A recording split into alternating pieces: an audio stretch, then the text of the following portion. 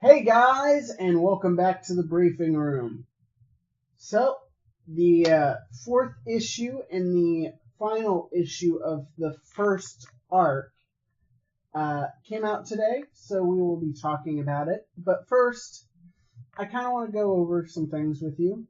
I've not put out any of my spoiler breakdown reviews, where I'm breaking down each and every page. I've not released any of those yet. Now that the arc is finished, the first arc is finished, I will be doing that. I will be, I have a couple of them done, and I will finish the rest, and I will be getting those too. I'll break down each and every comic, page by page, and discussing my thoughts and so forth on these pages, and kind of breaking down what it means for the story, kind of comparing and contrasting, all that fun stuff.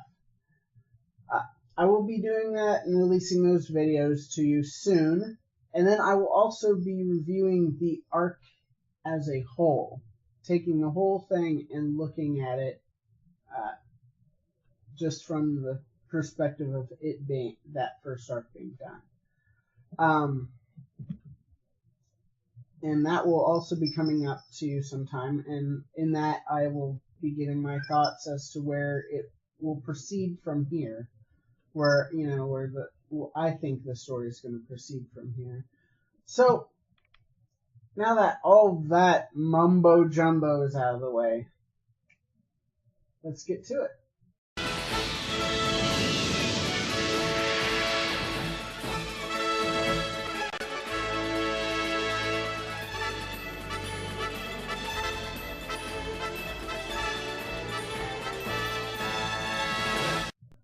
So, this issue, like the first issue, actually covers the events of two different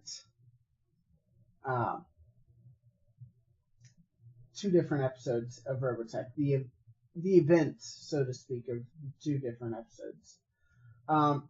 In the first issue, I didn't think that formula worked too well. I thought that, as I've said before, I thought that there were points where it kind of felt rushed, where they were kind of trying to get as much information out there as possible in a short amount of time, covering the events of those first two episodes.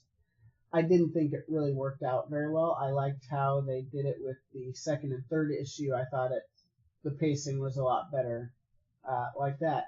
However,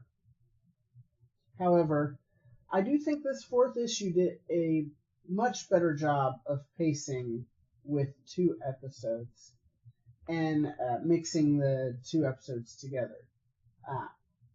I thought it was done much better like that. And one of the moments I thought needed some more explanation, more deep diving. It actually starts off with a flashback to that moment and kind of goes into a deeper dive, which I really enjoyed that as well. If they keep going back to it and they explore it more in depth over time, I'm fine with it. It's just, I honestly didn't think they'd come back to it. I thought it was kind of like oh yeah, here's this, now it's done kind of thing.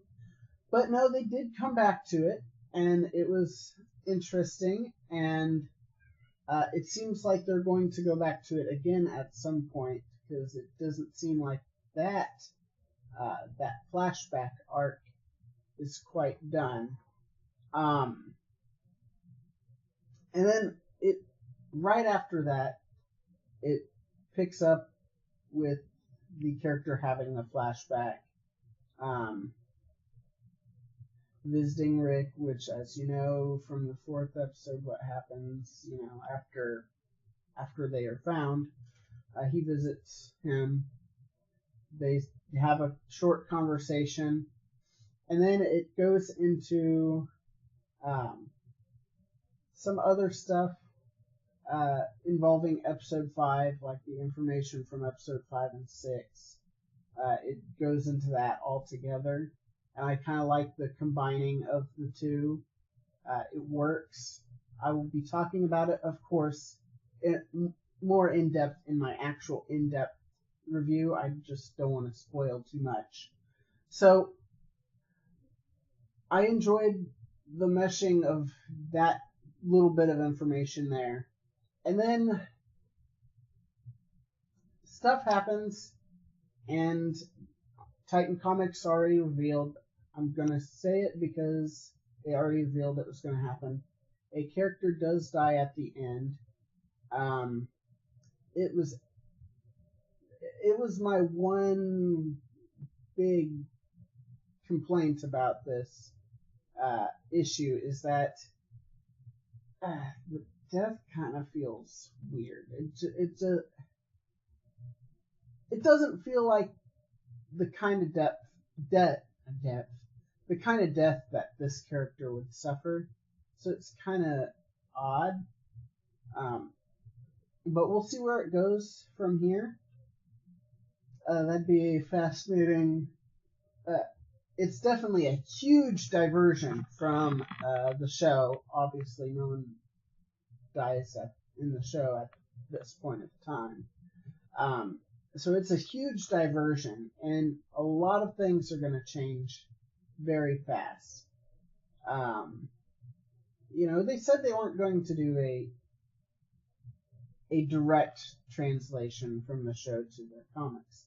They did say that it's just a retelling and that things were going to change.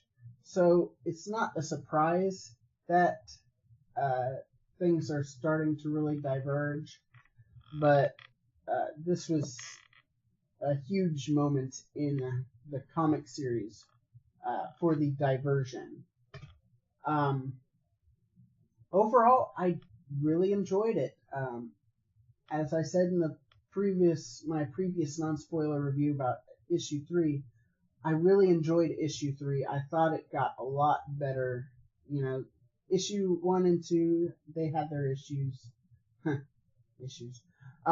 They had their problems, and certainly 3 and 4 have minor problems, but I'm a lot more comfortable with the problems in those issues than I was with the first 2 issues.